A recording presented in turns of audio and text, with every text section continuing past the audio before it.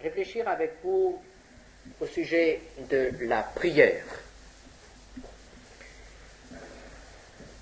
La prière est quelque chose de très important dans la vie du chrétien. La prière, la vie de prière, doit être apprise.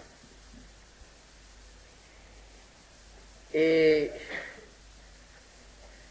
le chrétien qui a une vie de prière active, une vie de prière selon la volonté de Dieu, est un chrétien qui fait de grandes expériences avec le Seigneur, est un chrétien qui progresse. Et bien des chrétiens ne progressent pas parce qu'ils ne savent pas prier. Alors je crois qu'il est important pour nous de nous poser quelques questions ce matin au sujet de la prière. Qu'est-ce que la prière? Tout d'abord, elle n'est pas un moyen magique pour obtenir quelque chose. La prière n'a pas de pouvoir en elle-même. Ce n'est pas parce que nous récitons le Notre Père ou que nous récitons quelques prières que ce soit de la Bible ou que nous employons même le nom de Jésus que nous obtiendrons quelque chose. La prière n'est pas un moyen magique pour obtenir quelque chose. Très souvent, inconsciemment, nous pensons que parce que nous prions, quelque chose va se passer. Les enfants sont comme cela. Je le vois déjà chez mes petits-enfants. Quand quelque chose ne va pas, ils prient pour que ça aille. Et je me demande si, dans leur esprit, il n'y a pas cette notion du magique. Et s'ils ne pensent pas que ça allait, parce qu'ils ont prié. Ils ne comprennent pas, évidemment, que ça allait parce que le Seigneur les a aidés. Mais ils croient que l'efficacité est dans la prière elle-même. Et il faut que nous fassions attention à cela. La prière n'est absolument pas un moyen magique. La prière n'est pas non plus la monnaie du ciel.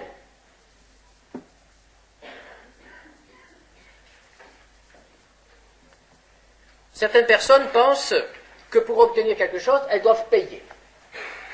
Et comme on ne peut pas payer Dieu, on paye Dieu en prière. Dans l'Église catholique, par exemple, pour obtenir quelque chose, on a l'habitude de faire des neuvaines ou de prier tant de rosaires. On paye. La prière n'est pas une monnaie. Ce n'est pas de la quantité de prière qui va nous permettre d'obtenir quoi que ce soit. Le Seigneur Jésus nous a dit, dans Matthieu 6, verset 7, « En priant, ne multipliez pas de vaines paroles comme les païens, qui s'imaginent qu'à force de paroles, ils seront exaucés. » Et très souvent, nous pensons que pour obtenir beaucoup de choses, pour obtenir quelque chose, il faut beaucoup prier. Et pour obtenir une petite chose, on n'a pas besoin de prier beaucoup. Comme si l'importance du don nous obligeait à payer davantage. La prière n'est pas non plus un devoir à rendre à Dieu.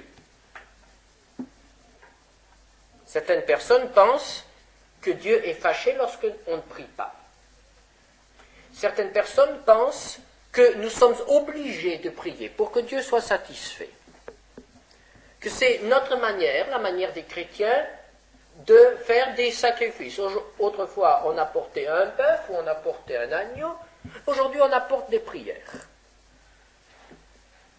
Et quand on a fait sa petite prière le matin, et si on y pense et qu'on n'est pas trop pressé, encore sa petite prière au repas de midi et au repas du soir, et si on n'est pas trop fatigué là, encore une petite prière le soir avant de s'endormir, alors on pense Dieu est très content. J'ai fait mon devoir. J'ai prié, je ne sais pas, j'ai pas fait le calcul, mais j'ai prié 4 fois ou 5 fois dans cette journée. Nous lui devons nos prières. Il m'est déjà arrivé d'entendre des gens qui disaient « Oh, Jésus a tellement souffert pour moi que je lui dois bien une petite prière de temps à autre. » On doit, c'est un devoir. Non, la prière n'est pas un devoir. Je dirais, la prière est un privilège. Elle est le moyen que Dieu nous a donné de lui parler directement, sans intermédiaire. Nous n'avons pas à passer par un prêtre, par un sacrificateur ou même par un pasteur. Nous pouvons nous adresser à Dieu directement, sans intermédiaire. Nous n'avons même pas besoin de passer par des saints, n'importe quel saint. Pas d'intermédiaire entre Dieu et nous. Nous pouvons nous adresser directement à lui comme un enfant à son père. Et c'est pourquoi Jésus, quand il parlait de la prière, disait « Lorsque vous priez, dites Père ». N'est-ce pas merveilleux? Le Créateur de l'univers, le Dieu tout-puissant et éternel, nous permet de venir jusqu'à lui et de lui dire « Père ». Et l'apôtre Paul nous dit même que le Saint-Esprit, en nous, nous invite à dire « Abba », c'est-à-dire « Papa ». Comme un enfant vient vers son père et lui dit « Papa ». J'ai besoin de ceci ou de cela. Un enfant de Dieu peut venir vers Dieu et lui dire « Père, j'ai besoin de ceci, j'ai besoin de cela. » Sans intermédiaire, directement, nous pouvons lui faire connaître toutes choses. Philippiens 4, verset 6. « Ne vous inquiétez de rien, mais en toutes choses, faites connaître vos besoins à Dieu par des prières et des supplications avec des actions de grâce. » Nous pouvons tout lui dire, tous nos besoins, que ce soit des besoins matériels, physiques, que ce soit des besoins affectifs, sentimentaux, que ce soit des besoins spirituels, nous pouvons tout lui dire.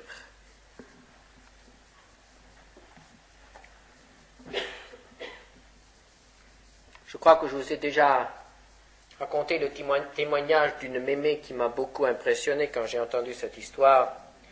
C'était une mémé qui n'avait plus de bons yeux et qui n'avait pas d'argent pour acheter des lunettes. Alors quand elle devait enfiler son aiguille, elle disait « Seigneur, guide ma main ». Elle ne voyait pas, mais elle arrivait à enfiler son aiguille.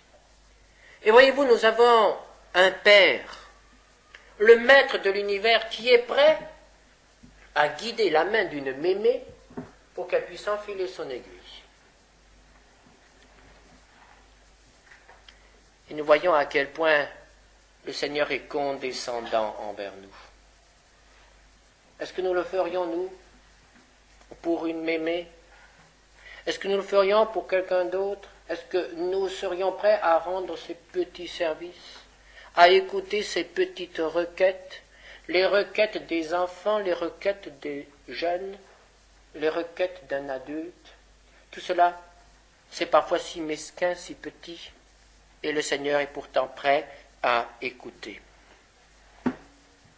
Et le psalmiste, en réalisant cela, s'écriait un jour dans le psaume 65, verset 3, « Ô toi qui écoutes la prière !» C'est quelque chose qui nous remplit de reconnaissance lorsque nous réalisons que Dieu est un Dieu qui écoute. Dieu est un Dieu qui est prêt à écouter toutes nos prières. Nous verrons tout à l'heure dans quelles conditions. Mais Dieu est un Dieu qui écoute.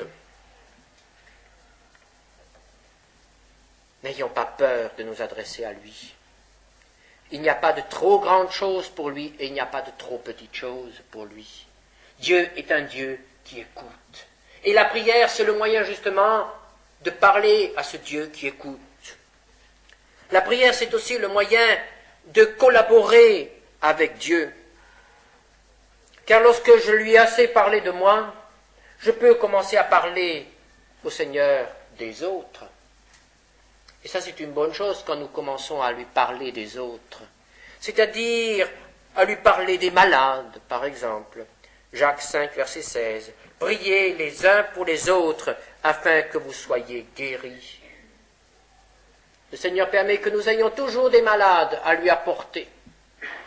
Et c'est une bonne chose, pas pour eux, mais pour nous apprendre à penser à ceux qui souffrent. Nous ne devons jamais oublier ceux qui souffrent.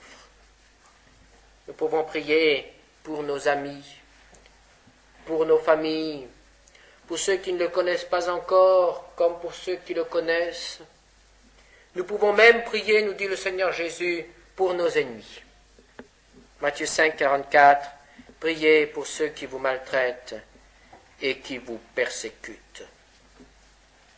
Priez les uns pour les autres. Priez même pour ceux qui vous font du mal.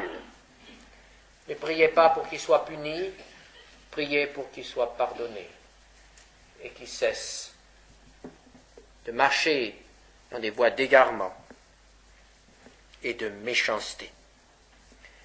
Dans la prière, on peut aussi parler au Seigneur de son œuvre. Par exemple, le Seigneur nous a dit de nous adresser à lui pour demander des ouvriers. Matthieu 9, verset 38, « Priez donc le maître de la moisson d'envoyer des ouvriers dans sa moisson. » Dans notre prière, nous pouvons demander au Seigneur d'agir quelque part en Extrême-Orient, de protéger ses enfants, par exemple au Vietnam, au Cambodge, de sauver des âmes au Japon, d'accorder une délivrance à ses enfants dans les prisons de Chine. Nous pouvons atteindre les extrémités du monde par notre prière. Quel privilège, être appelé ainsi collaborateur de Dieu. Est-ce que cela sert à quelque chose de prier pour ceux qui sont au loin? Est-ce que cela sert à quelque chose de prier ainsi pour l'œuvre de Dieu? Nous avons un exemple. Le prophète Daniel s'est mis à prier un jour. Et il a prié intensément pour son peuple.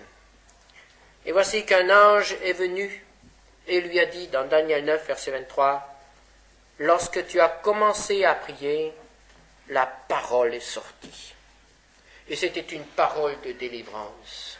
Bien sûr, il a fallu 3 semaines pour que Daniel le sache.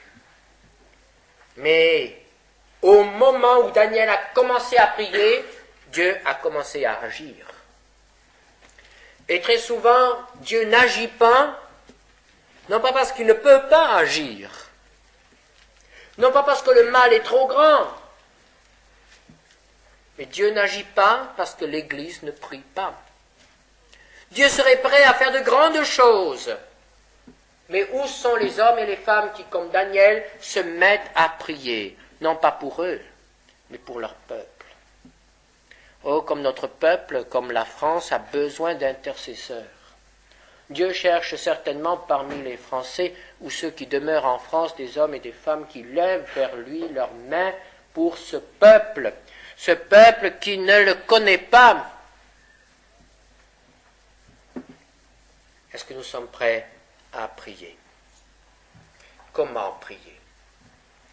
Il y a certaines conditions à remplir. Et la condition fondamentale est la confiance, c'est-à-dire la foi. Que ce soit dans l'Ancien Testament ou dans le Nouveau Testament, nous voyons que Dieu insiste toujours sur la confiance. Le psalmiste dit, psaume 17, verset 6, « Je t'invoque car tu m'exauces. » Et ainsi il manifeste sa confiance. Le psalmiste dit, « Lorsque je prie, je sais que tu m'entends et que tu me réponds. » Et c'est pourquoi il continue à prier, c'est pourquoi il revient toujours à nouveau vers le Seigneur et il prie. Il prie parce qu'il sait que Dieu entend et que Dieu exauce. Et cela est élémentaire, c'est le point de départ. Si je n'ai pas confiance en Dieu, je ne peux pas prier. Et si je prie sans confiance, ma prière n'a aucune valeur et ne risque pas d'être exaucée. Il y a de belles promesses. Par exemple, Marc 11, 24. « Tout ce que vous demanderez en priant, croyez que vous l'avez reçu et vous le verrez s'accomplir. » Il faut remercier, il faut croire avant de voir. Et très souvent, nous ne recevons pas parce que nous ne croyons pas. Et l'apôtre Jacques insiste là-dessus lorsqu'il dit dans Jacques 1, versets 6 à 8, qu'il la demande avec foi, sans douter, car celui qui doute est semblable au flot de la mer, agité par le vent et poussé de côté et d'autre. Qu'un tel homme ne s'imagine pas qu'il recevra quelque chose du Seigneur. C'est un homme irrésolu, inconstant dans toutes ses voies. Ne nous imaginons pas recevoir quelque chose du Seigneur si nous ne lui faisons pas confiance. Nous n'obtiendrons rien dans l'incrédulité. Une autre condition est de prier selon sa volonté. 1 Jean 5, versets 14 à 15. Nous avons auprès de lui cette assurance que si nous demandons quelque chose selon sa volonté, il nous écoute. Voilà la condition pour qu'il nous écoute, être dans sa volonté. Et si nous savons qu'il nous écoute, quelque chose que nous demandions, nous savons que nous possédons la chose que nous lui avons demandée. Comment connaître la volonté de Dieu? Elle est là. Si je connais la Bible, je connais la volonté de Dieu. Et c'est pourquoi un chrétien qui ne connaît pas sa Bible ne sait pas prier. Et c'est pourquoi un chrétien qui ne fait pas de l'étude biblique n'est pas non plus un chrétien qui prie avec efficacité. L'étude biblique et la prière vont ensemble. Je ne peux pas être un conquérant dans la prière lorsque j'ai une vue trop petite, trop étroite de la volonté de Dieu. Il faut que je sache ce que Dieu est prêt à donner, ce qu'il veut refuser. Sinon, je ne peux pas prier. Ou bien je prierai, je passerai des heures dans la prière, mais ça ne servira à rien parce que je ne serai pas exaucé, puisque je demande des choses qui ne sont pas selon la volonté de Dieu. Pour obtenir quelque chose par Dieu, il faut connaître Dieu. Je ne peux connaître Dieu que par l'étude biblique, que par la Bible. Et voyez-vous, dans une église, tout se tient. La vie d'une église, ce n'est pas seulement l'assistance au culte le dimanche matin. Cela peut nous réjouir. Mais lorsque les croyants ne sont pas à l'étude biblique et ne sont pas à la réunion de prière, alors nous savons qu'évidemment, il y a là quelques problèmes. Tout ça, ça va ensemble. Le culte, l'étude biblique et la réunion de prière. Pour connaître la volonté de Dieu, il faut connaître la Bible. Et c'est seulement ainsi que je peux prier. Bien sûr, je peux toujours prier pour moi. Mais Dieu voudrait que nous nous dépassions. Dieu voudrait que nous puissions entrer dans une prière efficace pour son œuvre. C'est là le but de la prière d'intercession. La prière au nom de Jésus rentre aussi dans cette catégorie-là. Priez selon la volonté de Dieu, priez au nom de Jésus. Et là, à nouveau, je dois dire que le nom de Jésus n'est pas une formule magique. Ce n'est pas parce que nous ajoutons à la fin de notre prière « au nom de Jésus » que nous allons obtenir la chose. Car si notre prière n'est pas selon la volonté de Dieu et que nous disons « au nom de Jésus », c'est quelque chose de très grave. Parce que nous faisons endosser à Jésus quelque chose qu'il ne veut pas. Qu'est-ce que cela veut dire « au nom de Jésus » ?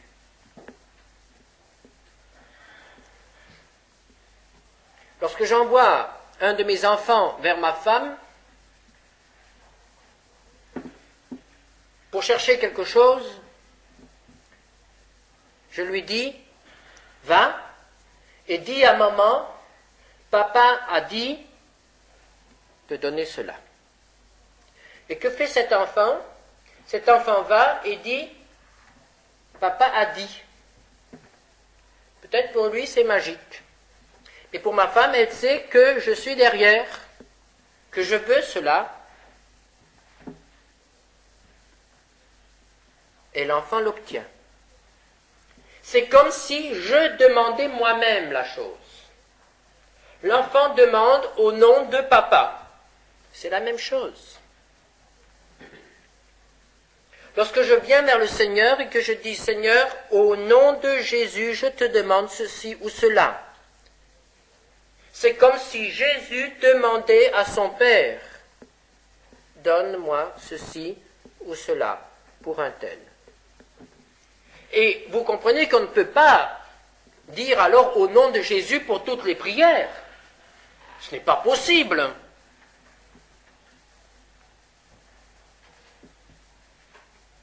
Car si mon enfant découvre cela et va vers sa maman et dit toujours, papa a dit, donne-moi du chocolat. Papa a dit, donne-moi un bonbon. Papa a dit, achète-moi un jouet. Papa a dit, ça marchera peut-être un certain temps. Mais pas très longtemps.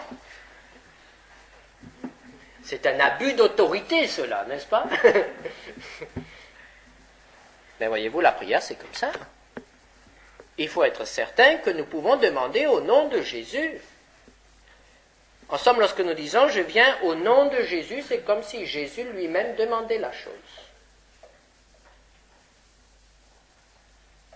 Et alors nous pouvons être sûrs de l'obtenir, si nous sommes sûrs que c'est conforme à la volonté de Jésus, si Jésus demande vraiment cette chose-là.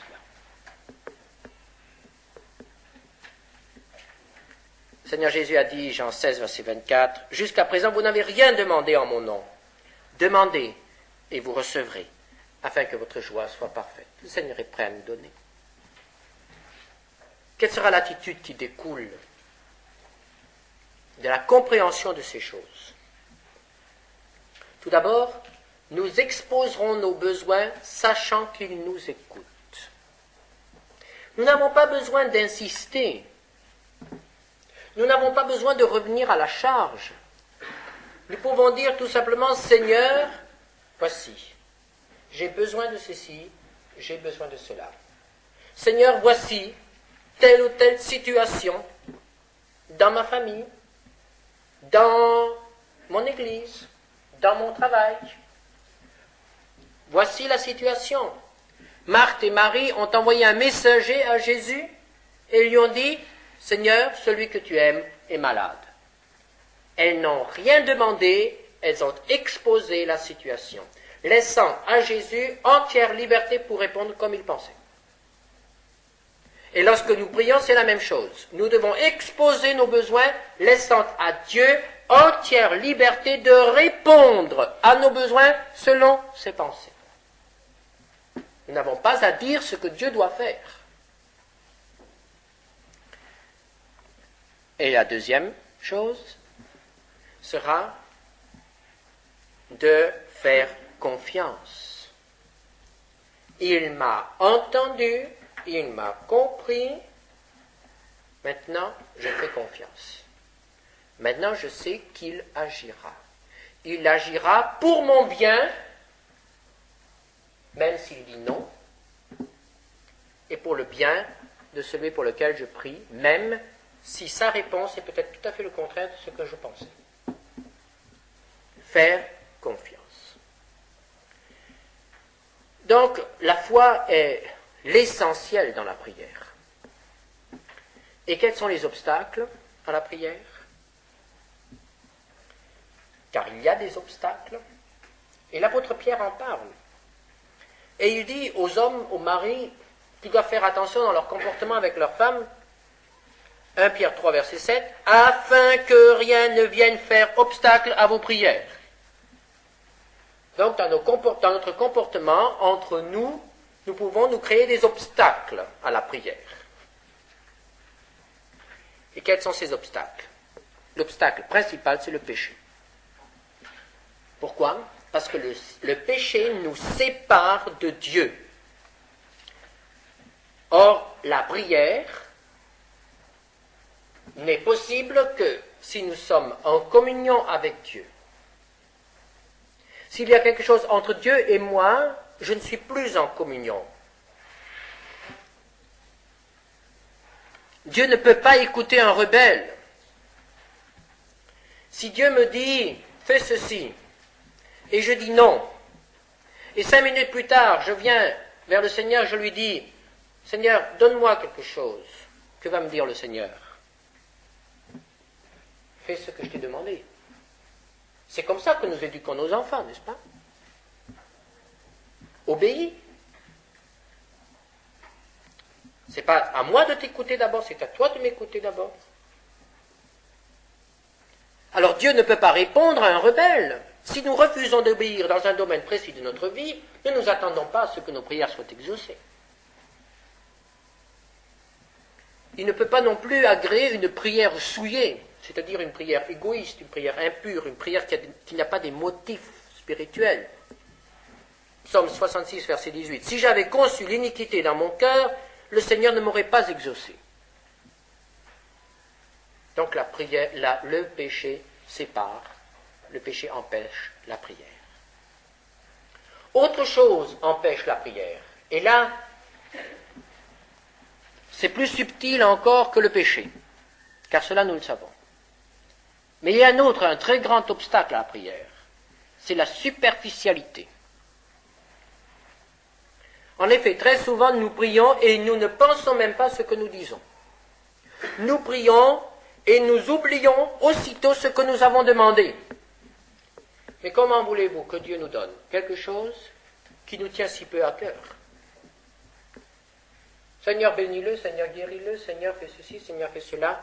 Amen, c'est oublié. Mais non. Si nous ne l'avons pas vraiment à cœur, si nous ne le désirons pas vraiment, si nous ne l'attendons pas vraiment de lui, ne nous attendons pas à ce qu'il nous le donne.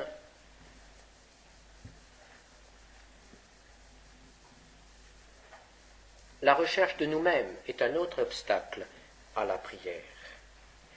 Notre prière doit être entièrement à la gloire de Dieu et avoir pour but la gloire de Dieu. Si je demande quelque chose pour ma propre gloire, Dieu ne peut pas me l'accorder, car il résiste à celui qui s'élève. Il ne peut pas entendre l'orgueilleux.